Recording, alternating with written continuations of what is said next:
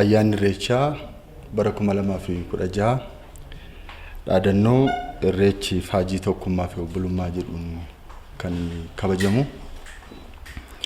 Akkuma beekamu ayyaanni irreechaa ayyaana waaqni itti galateeffatamu, ayyaanni waaqatti kadhatamu, ayyaana dhiifamaa fi araaraati.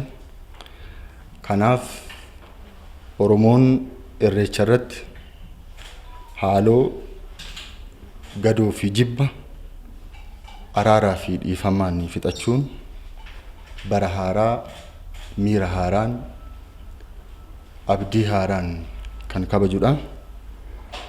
Kanaaf irreechi bakka tokkummaa, obbolummaa fi jaalalli itti lallabamu jedhee amana Oromoon. Kanaaf ayyaana garaagarummaa amantaa fi ilaalcha siyaasaan otoo hin daangeffamiin tokkummaan kabajamuu fi tokkummaan Oromoo itti leellifamudha. Kanaaf irreechi mallattoo tokkummaa Oromooti jedhama. Garaagarummaa siyaasaa tokko malee Oromoon kutaalee Oromiyaa garaagaraa keessaa miira Oromummaan kan itti kabaju waan ta'eef mallattoo tokkummaa Oromooti. Akkasumas mallattoo obbolummaati. Oromoo qofa kan kabaju otoo hin taane sabaaf sablammoonni hundi obbolummaa, hariiroo cimaa uummata Oromoo waliin qaban kan itti ibsan aadaa, wayyaa, uffata aadaa isaanii kan irratti hirmaatan waan ta'eef mallattoo obbolummaati. Irreechi ayyaana nagaa fi araaraati. Waaqa kadhatama, araaratu lallabama, gadoo fi haaloo tokko malee hunduu waliin bahee kan kabajudha. Kana malees guddina dagaagina aadaa kabaja irreechaatiin wal qabatees turistoonni hedduun biyya keessaa biyya alaan kan irratti hirmaatan waan ta'eef ayyaanni irreechaa ayyaana diinagdee turizimii ta'as jira jechuudha. Akka biyya keenyaatti irreechi ayyaana duudhaa fi miidhaginni uummata Oromoo irratti mul'atu waan ta'eef mootummaan naannoo Oromiyaa irreechi akkuma ayyaanota kamii karaa nagaan akka kabajamu, duudhaa isaa eeggatee akka kabajamu qophiiwwan garaagaraa taasisee xumuree jira. Kana keessaa tokko uummanni sadarkaadhaan jiru ayyaanni kun karaa duudhaa isaa eeggatee fi kallattii abbootii gadaa kaaniin akka kabajamuuf marii taasisee jira. Nageenyi isaa akka eegamu, duudhaan isaa akka tikfamu marii taasisee kallattii abbootiin gadaa kennan fudhachuudhaan marii taasisee jira.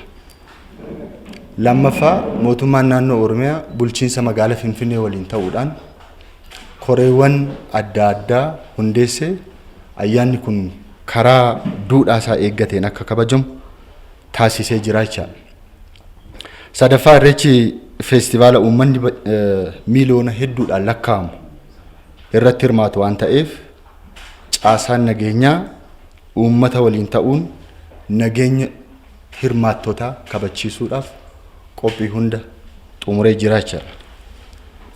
Kana malees dargaggoonni hojii tola ooltummaa hojjetan qaamolee nageenyaa waliin qindoomuudhaan irreechi kun akka nagaadhaan kabajamu uummata qindeessuu, deeggaruu, sirna kana sirnoomsuudhaaf, sirna ayyaana irreechaa sirnoomsuudhaaf qophii xumuranii gara hojiitti galanii jiru jechuudha.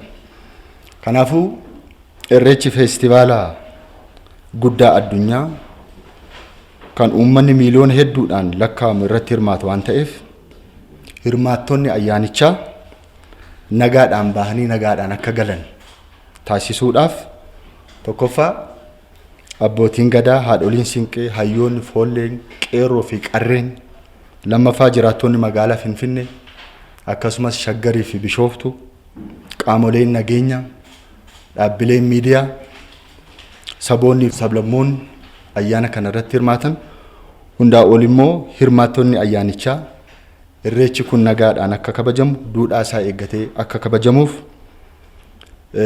gumaacha mataa isaanii akka taasisan waamicha dhiyeessina. Ayyaanni kun yeroo kabajamu kallattii abbootii gadaan kaaniin kan kabajamu waan ta'eef kabaja ayyaana kanaa irratti mallattoo dhaaba siyaasaa kamuu qabatanii dhufuun kan hin eeyyamamne ta'uusaa ibsuu barbaannaa jechuudha. Mallattoo dhaaba siyaasaa kan biyya bulchus paartii biyya bulchus ta'e paartii kamiyyuu qabatanii irreecha deemuun duudhaa irreechaa waan faalleessuuf kanarraa of eeggachuun barbaachisaadha yaada jedhu dabarsina. Kana malees nageenyi kan uummataati. Uummanni nagaasaa akka tikfatu qaama nageenyaa wajjiniin akka qindaa'u gaaffiiwwan sakatta'iinsa qaamoleen nageenyaa dargaggoonni sirna kana kabajuudhaaf hiriiran eessan kamuufuu akka abboomamu asumaan amsa dabarsina. Irreechi hora Finfinnee irreechi hora Al-Sadees nagaadhaan akka xumuramu hunduu gumaacha mataa isaa taasisuu qaba kan jedhu amsa dabarsuu barbaanna.